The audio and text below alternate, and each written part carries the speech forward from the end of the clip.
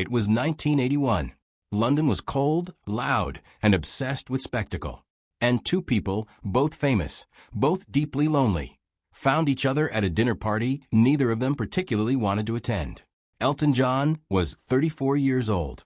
He had already sold over 100 million records. His name was on marquees across 5 continents. But behind the oversized glasses and the rhinestone suits, there was a man who felt invisible in crowds. A man who had spent most of his adult life numbing something he could not name. Diana Spencer was 20 years old. She had just become engaged to the Prince of Wales. The entire world was watching her every step. Every smile was photographed. Every stumble was printed. She was being shaped into a symbol, and no one was asking her how it felt. When they met that evening, something quiet happened. No cameras, no protocol, just two people sitting close enough to speak honestly. She laughed at his jokes. Real laughter, not the polished kind she had already learned to perform for crowds. He noticed. He remembered for decades. Elton later said she was the most real person in any room she entered. Not the most glamorous, not the most powerful, the most real. They were both outsiders, wearing costumes of belonging. He was the working-class boy from Pinner, Middlesex, born Reginald Kenneth Dwight, who had rebuilt himself entirely from scratch. She was the aristocrat who felt like a stranger inside her own fairy tale. That shared loneliness became the foundation of something rare. A friendship built not on status or strategy, but on recognition. Two people who saw through each other's performance and stayed anyway. You know that feeling, when someone sees the real you and doesn't walk away.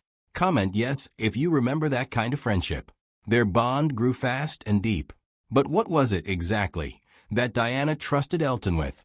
Secrets she never told the palace, the press, or even her own family.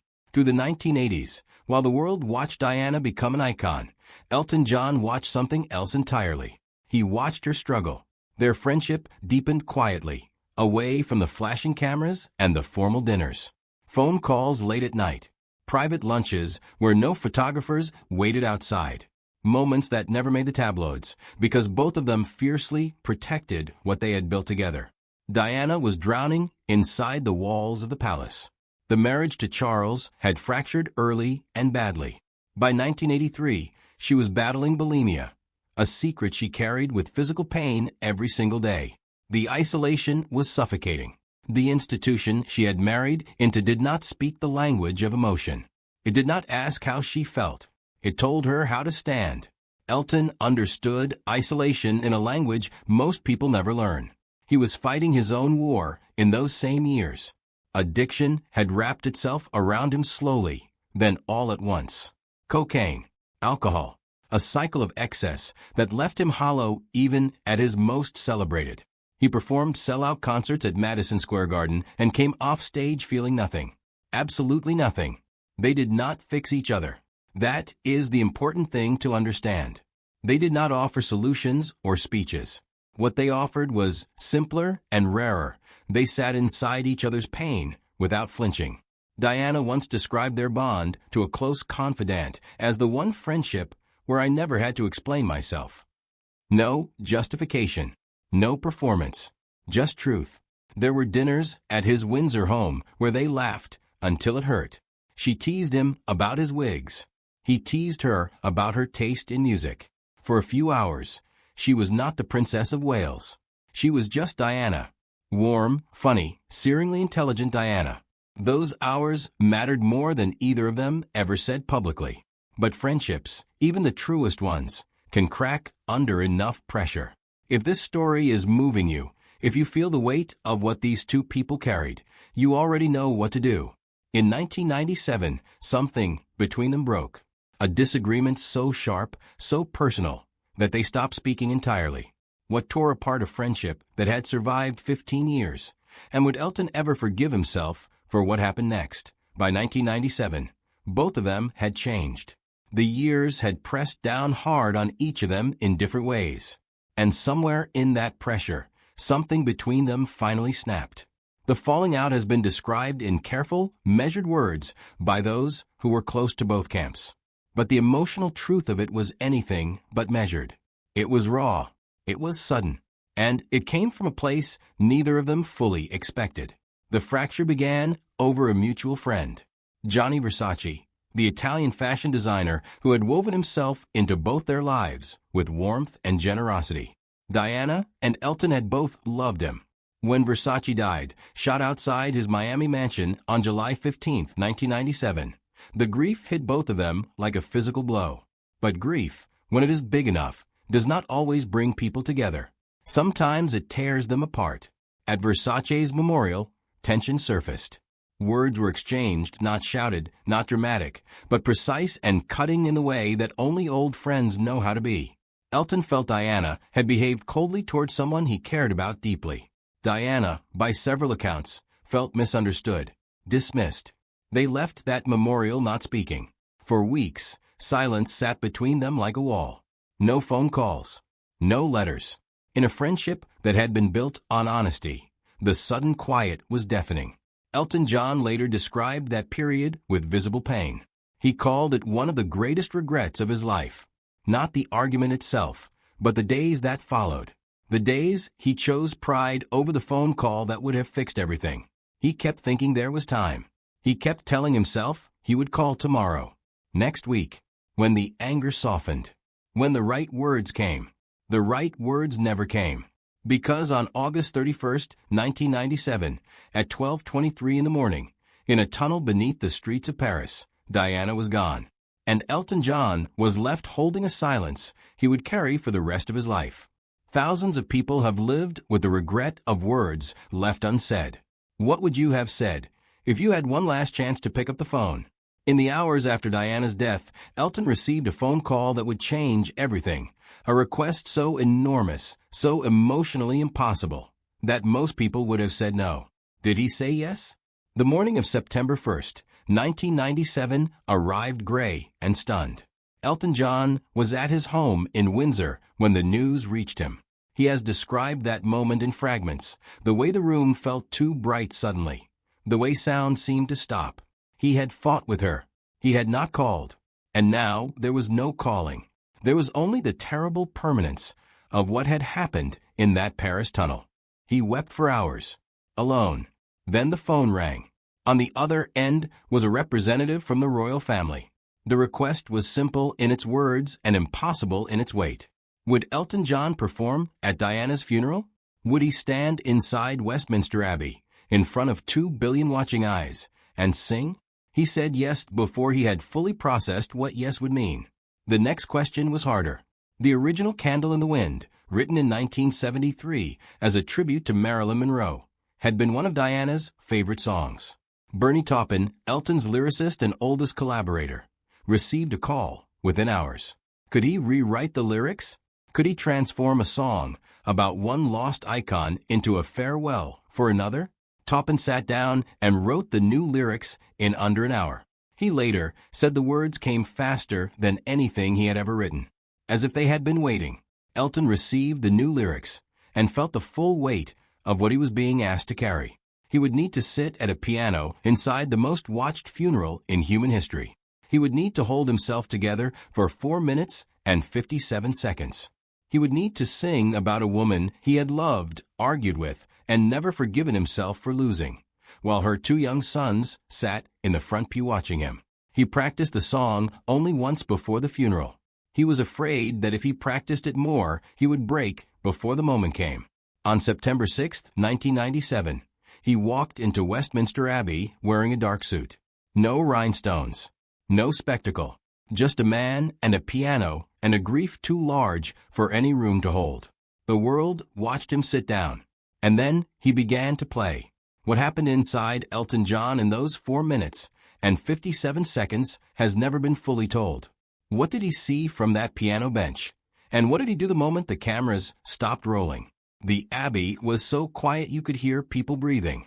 2,000 people sat inside Westminster Abbey that morning. 2 billion more watched on television screens across every continent.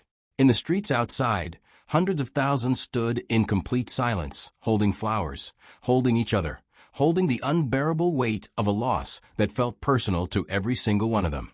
Elton John placed his hands on the keys. He has described that moment as the loneliest he has ever felt in his life. Not the loneliness of an empty room. The loneliness of being surrounded by an entire grieving world, and knowing that what you are about to do cannot be undone, cannot be rehearsed into safety, cannot be protected by any amount of fame or preparation. He looked up once before he began playing. He saw William and Harry sitting in the front pew. William was 15. Harry was 12. They were wearing suits that looked too large for the grief they were being asked to carry inside them. Harry stared straight ahead with the fixed, distant expression of a child who has been told to be brave in public. Elton looked back down at the keys, and he played. His voice cracked on the second verse. Just slightly, just enough for the entire world to hear that this was not a performance. This was a man in pain, honoring a woman he had failed to call. The crack in his voice said everything the words could not. When the final note ended, the Abbey erupted, not in applause exactly, but in something more desperate and more human. A release. A collective exhale from 2 billion people who had been holding their breath without knowing it. Elton sat at the piano for a long moment after the last note faded. He did not move. He did not look up. Those who were close enough said he appeared to be speaking quietly. To himself. Or perhaps to her. Backstage afterward, he collapsed into the arms of his partner David Furnish and wept without stopping for a very long time. The composed man the world had just watched had been held together by something thinner than wire. The song became the best-selling physical single in history. Over 33 million copies sold worldwide. Every penny went to Diana's charitable foundation. But the commercial record meant nothing to him. What mattered was the 4 minutes and 57 seconds. What he had managed to give her, what he had managed to say, without ever saying the words he truly needed to say. The guilt did not leave him. Not that day. Not for years. So how did Elton John finally find a way to carry it? And what truth did he eventually speak out loud that changed everything? For over 2 decades, Elton John kept the deepest parts of his grief locked away. Then in 2022, he sat down and finally broke his silence, revealing something about Diana that the world had never been told. What was it? 26 years is a long time to carry something alone. In 2022, Elton John published his memoir, Me, and sat for a series of interviews that felt different from anything he had done before. He was 75 years old. He had survived addiction, near-death illness, the collapse and rebuilding of his entire identity. He had nothing left to protect, nothing left to hide behind. And so he told the truth. Not the version polished for public consumption. Not the careful diplomatic words of a man managing his image. The real truth, unsteady and human and long overdue. He spoke about the argument. He named his own pride as the weapon that had kept him silent in those final weeks. He said plainly that he had been wrong. That he had let time pass when he should have picked up the phone. That the last conversation they never had sits with him still, on quiet mornings, in the space between waking and fully arriving in the day.